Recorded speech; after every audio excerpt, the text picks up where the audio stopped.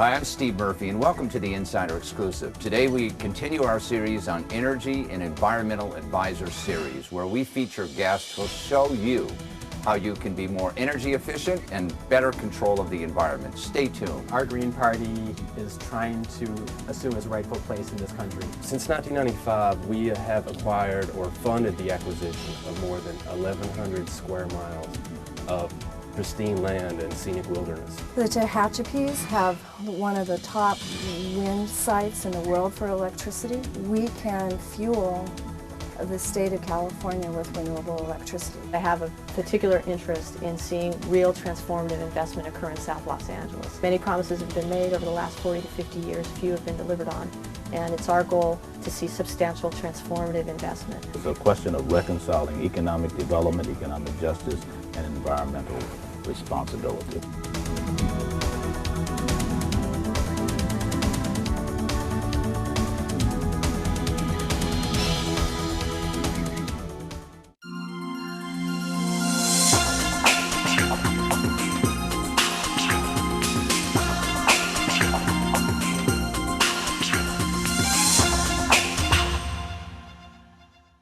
I'm pleased to have my next guest on here. He's a former mayor of Santa Monica and the co-founder of the California Green Party, Mike Feinstein. How are you? Thanks for having me. You know, when I looked at your bio, I said, geez, this guy never lives a dull moment, do you? I mean, every minute of your life you've been involved with something, and you are a true public servant, if you will, right?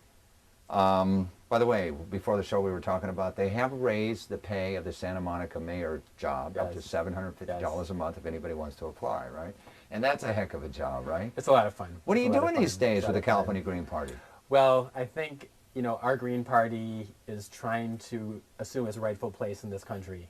We see ourselves, we're an ecological party, and our social and political policies should incorporate the fact that we're interdependent. So we've got climate change, we have an economy that's destroying the environment, so we're trying to get the idea out that true cost pricing, goods and services should reflect their real environmental costs. So the big debate as we're talking about climate change now is, should we have a carbon tax?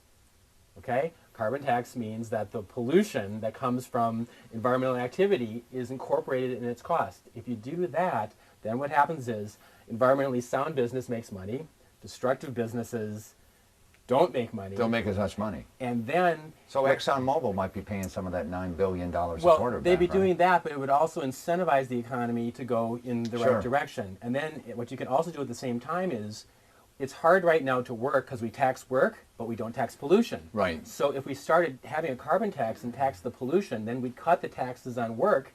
It's easier to work, you have better employment, people can keep more of their money, but they do it in a more environmentally oriented economy. So that's, as a Green Party, we're trying to get these sort of ideas out there. On your agenda right now, what are the top 3 priorities that you have, that you want to see happen?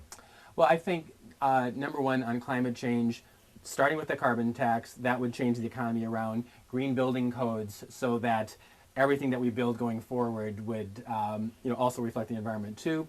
Universal health care, take the big insurance companies out of there so that everybody can afford health care. And then when you have a more environmentally economy, then you don't have the pollution which makes people sick. So again, it's easier to have that. And third, I think a living wage across California. So there's a floor that everybody who commits 40 hours a week can earn enough to live. You have a website, right? Yes. For the California Green Party. Yeah. What is that website? For California, it's cagreens.org. Greens, plural. Plural. And for the United States, it's gp.org. gp.org.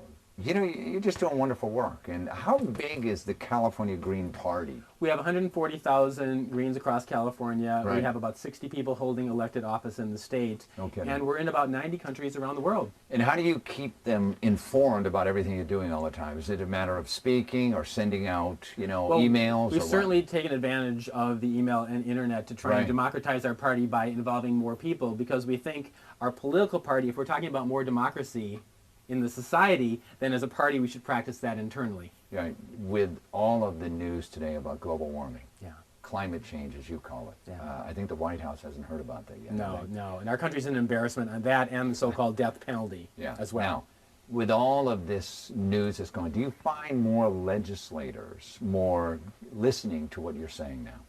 Definitely, and I serve on the Southern California Regional Comprehensive Plan Task Force as well, and there our sprawling unecological land use policy, Yes. even Republicans, Libertarians, as well as Democrats are all understanding that we have to design our cities differently so they're pedestrian-oriented, transit-oriented, affordable housing on-site in cities so people can walk and take transit Costs closer a to lot work. of money. It costs more money, and look what we just saw in Kansas with that small town getting wiped out, or Right. Katrina. It costs more money to not deal with the environment, and that's why the Green Party is the real conservative party, because we take the environment into account up front. We don't pay for it after the fact. So who's your presidential candidate this time around? Well, we can't announce it yet, but I think we're going to have an excellent candidate. And here's the issue that we have to Well, have. who is She hasn't announced yet, Okay. but I'm pretty sure She hasn't I'm pretty announced sure it's going to be a woman. So it's not Ralph. I don't think it's going to be Ralph Nader this time, but Okay. here's the thing. Instant runoff voting, where you rank your choices, what we should have had in 2000, and what we advocate as a reform, is you could have ranked Nader number 1, Gore number 2. If Nader doesn't win, then your vote transfers to Gore. And that way, somebody like Gore, with the Green Party, were against the death penalty. Let's say that 15% of Gore's votes came from people who voted for Ralph Nader first. Now he gets in office and he knows he has to go for fair trade, can't be for the death penalty. The current voting system understates the support for Green Party members. Right. So if we're going to run for president, we want to see a voting system in place that gives power to the voters to express their will, not be held hostage to the big parties. Well, listen, keep up the good work. Thank you so much. We need people like you. Pleasure. Thanks for You being on too. the show.